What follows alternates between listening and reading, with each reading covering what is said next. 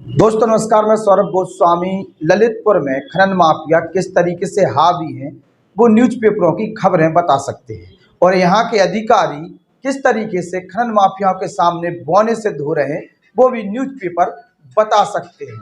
लगातार खनन माफियाओं की खबरें प्रकाश में आ रही हैं, लेकिन संबंधित जिम्मेदार अधिकारी संज्ञान तक नहीं लेते हैं, और जिन अधिकारियों को फोन करके बता दिया जाता है तो वो अधिकारी संबंधित खनन माफिया को बताता है कि कहाँ किस व्यक्ति ने हमें इन्फॉर्मेशन दी है और वो किस प्रकार से आप पर कार्रवाई कराना चाहता है।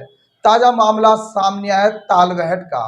तालबेहट के एक पत्रकार जब कवरेज करने के लिए जाते हैं तो वहाँ उनके साथ बदतमीजी की जाती है, धमकी दी जाती है, जान से मारने तक की।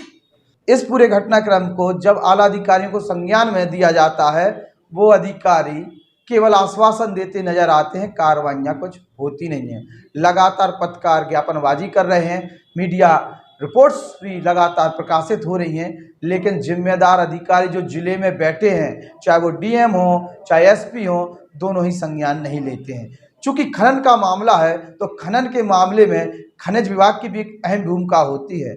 संबंधित खनन विभाग के इंस्पेक्टर के लिए जब ये लोकेशन देकर बताया जाता है कि सर यहाँ पर खनन हो रहा है, आप मौके पर आइए। तालबेहट की घटना का जिक्र कर रहे हैं हम, वहाँ पर खनन अधिकारी नहीं जाते और वहाँ पर जो खनन हो रहा है उसको रोकने तक की हिम्मत नहीं करते हैं। कोशिश कहिए, हिम्मत तो बहुत बड़ी बात है। समझ में नहीं आता है कि खनिज विभाग के इंस्पेक्टर तनख्वाह किसकी ले रहे हैं।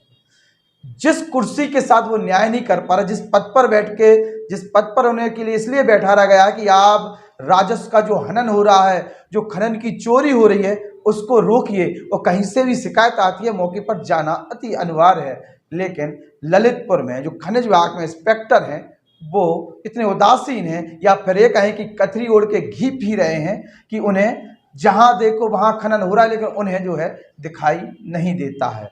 इस प्रकार का दृश्य इस समय ललितपुर में देखने को मिल रहा है। मैं इसके साथ साथ तालबेहट के एसडीएम से पूछना चाहता हूं कि सर आप कर क्या रहे हैं। वहां के तहसीलदार से पूछना चाहता हूं कि सर आप कर क्या रहे हैं। वहां के सीओ सिटी से पूछना चाहता हूं कि सर आप कर क्या रहे हैं। जब आप लोगों के लिए सरकार ने पावर दी है खनन को रोकने के लिए, कार्रवाई करने के लिए, और जब सक्षम अधिकारी ही शून्य पड़ जाए, शांत पड़ जाए, तो फिर तो कहीं ना कहीं संदेह के घेरे में आते हैं। और तालबेहट सीओ, तालबेहट एसडीएम, तालबेहट तहसीलदार कहीं ना कहीं शक के घेरे में आते हुए नजर आ रहे हैं। खनिज अधिकारियों, खनिज इंस्पेक्टर तो है ही।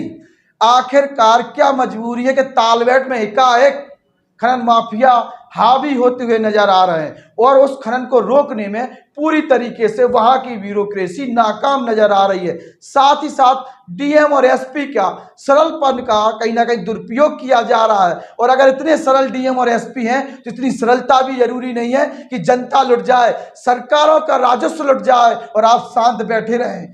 कब कार्रवाई होगी, कब इन भूमाफियाओं पर या खनन माफियाओं पर कार्रवाई होगी। हिस्ट्री सीटर हैं ये लोग, तो जिनकी चर्चाएं आजकल आम हैं, इन पर कार्रवाई कब करेंगे वहां के अधिकारी। और क्या ललितपुर डीएम कार्रवाई करवा पाएंगे। इस संबंधित विभाग जो आजकल चर्चाओं का विषय बना हुआ है, खनिज विभाग, तमाम आरोप प्रत्यारोप उन पर लग रहे हैं, तमाम सबूत उनके खिलाफ में जा रहे हैं। ऐसे में निष्पक्षता कहां रह गई।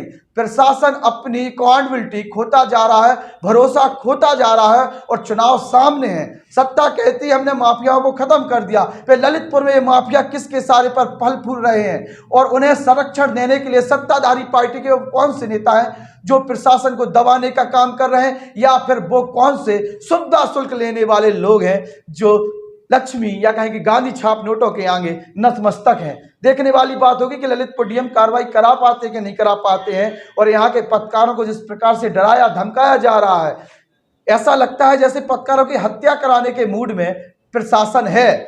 चूंकि पत्रकारों की गोपनीयता अगर भंग कर दी जाए, इन्फॉर्मर जो इन्फॉर्मेशन दे रहे हैं उनकी गोपनीयता भंग कर दी जाए, उनकी लोकेशन बता दी जाए, उनका स्थान बता दिया जाए, उनके नंबर दे दी जाए, तो फिर तो सवाल खड़े होते ही हैं। और ऐसी कार्रवाई बहुत जल्द होना चाहिए जो संबंधित विभाग में बैठे हुए हैं और कार्रवाई नहीं करा पा रहे हैं। नमस्कार।